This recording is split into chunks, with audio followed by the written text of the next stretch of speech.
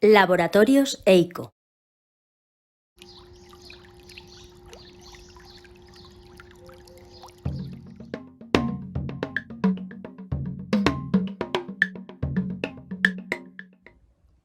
Bienvenidos a la píldora número 6. En esta píldora hablaremos de los filtros para medición de densidad y colorimetría. ¿Cuál era la definición y el uso de filtros en equipos espectrofotométricos antiguos? ¿Y cuáles son los nuevos estándares de medición que incorporan los nuevos equipos? Os haré una breve descripción de los filtros y del por qué la necesidad de crear nuevos estándares. Hablemos de densitometría.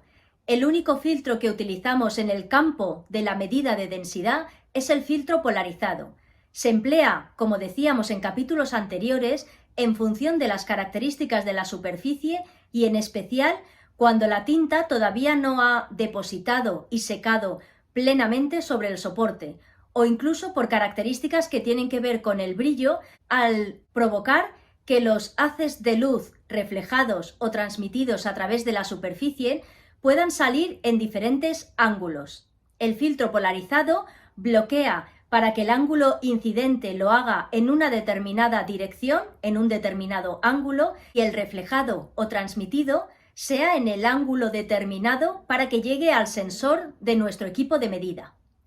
Trabajamos con instrumentales de medición que pueden tomar muestras de densidad y color, y en ocasiones se produce cierta confusión en los filtros utilizados en uno u otro campo. Hablemos de colorimetría. Para medir color, lo habitual en equipos antiguos es que yo pudiera seleccionar el tipo de iluminante y fuente de luz para tomar mediciones de color. Esto se hacía en base a los estándares del mercado, especialmente estándares fotográficos y de la industria gráfica. Por tanto, los filtros habituales eran el D50 o D65, que indicaba que la fuente de luz de mi equipo instrumental iba a ser el tipo de fuente D, Daylight, y el color de la luz acorde al estándar de 5000 grados Kelvin o 6500 grados Kelvin. Por otro lado, teníamos el llamado filtro de corte ultravioleta.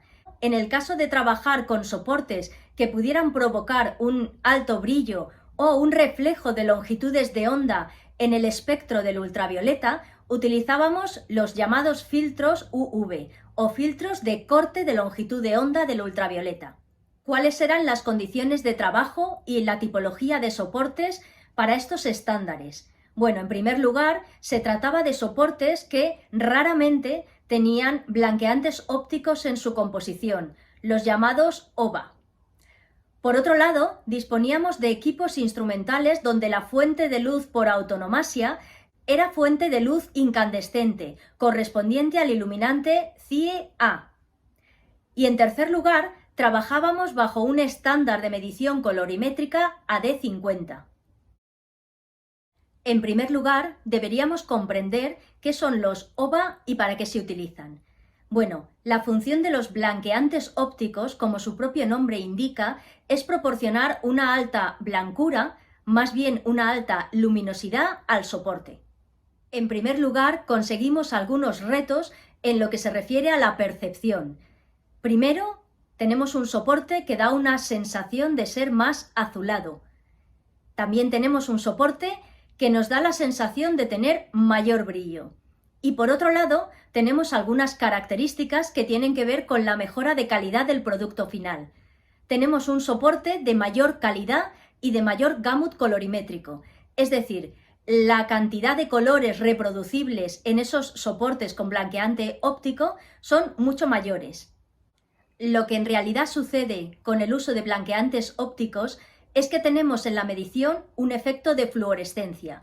Se reflejan longitudes de onda por debajo de los 400 nanómetros que inciden en la medición, especialmente en los cianes, lo que deriva en que podamos tener dominantes de color no deseados en azules o amarillos. El uso de blanqueantes ópticos hasta hace pocos años estaba principalmente centrado en productos de seguridad, por ejemplo, papel moneda y otros productos que requerían de características antifalsificación o detección. La medición de muestras de color y, en especial, la gestión de color, es decir, la creación de perfiles colorimétricos, suponía un problema en el caso de trabajar con este tipo de soportes con OVA. Por tanto, fue necesario, ante nuevas condiciones de trabajo, crear nuevos estándares. Por otro lado, la industria papelera empezó a desarrollar mayor número de soportes con blanqueantes ópticos, debido a las características y mejora de los resultados finales del producto. Es fácil detectar blanqueantes ópticos si disponemos de la llamada luz negra o de una fuente de luz ultravioleta, o si utilizamos una cámara de visión como la que aparece en la diapositiva, donde entre las posibilidades de fuentes de luz que incorpora, tiene una lámpara ultravioleta para detección de características superficiales en soportes y, en especial, de blanqueantes ópticos. El Comité 130 de ISO publica en 2009 su normativa 13.655 sobre mediciones espectrales y datos colorimétricos para la industria gráfica, atendiendo a las nuevas necesidades de mediciones espectrales y colorimétricas sobre soportes papeleros con blanqueantes ópticos. En las gráficas siguientes mostramos la comparación de mediciones espectrales con los filtros M0, 1 y 2 en soporte con y sin blanqueantes ópticos. Como decíamos, los blanqueantes ópticos generan un efecto de fluorescencia por debajo de los 400 nanómetros que es emitida en las longitudes de onda de los azules. El efecto en la medición colorimétrica es notable en el valor de la coordenada B. Si bien observamos que no se producen variaciones relevantes en la coordenada B en la medición con soportes sin OVA, es altamente importante en el caso contrario. La normativa establece los nuevos modos de medición para realizar un ajuste preciso en la gestión de color en el caso de trabajar con soportes que utilizan blanqueantes ópticos.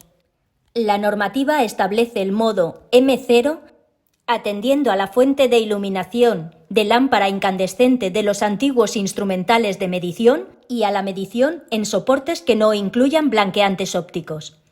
Estas condiciones corresponden al estándar CIE iluminante a 2856 grados Kelvin, que no contempla o establece contenido del ultravioleta. Podríamos considerar que es el modo histórico de medición, un modo de medición ahora obsoleto. Tomar mediciones de muestras con brillo óptico es una grave desventaja para este modo de medición. El modo de medición M1. La industria gráfica utiliza el estándar ISO 3664 como referente para las condiciones de visualización de muestras. Se trata de un modo de medición con iluminante CIE D50 y contenido del ultravioleta que cumpla tolerancias más cercanas para tener en cuenta los abrillantadores ópticos. En la práctica hay dos métodos para alcanzar el objetivo. El primero, llamado de igualación del iluminante, busca que nuestro equipo de medida proporcione un iluminante sobre la muestra más cercano a como lo harían las cámaras de visión, lo que ha derivado como solución técnica en el filtrado de la fuente de luz para imitar la energía espectral de distribución de D50.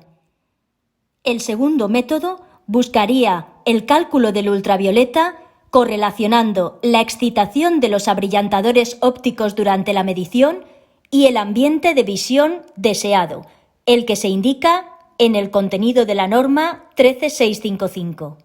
Lo ideal implicaría medir la energía ultravioleta para obtener la fluorescencia pura de los abrillantadores y una medición sin ultravioleta que nos proporcionaría la reflectancia, de forma que calcularíamos un factor total de radiación, incluyendo la combinación de reflectancia y fluorescencia de la muestra.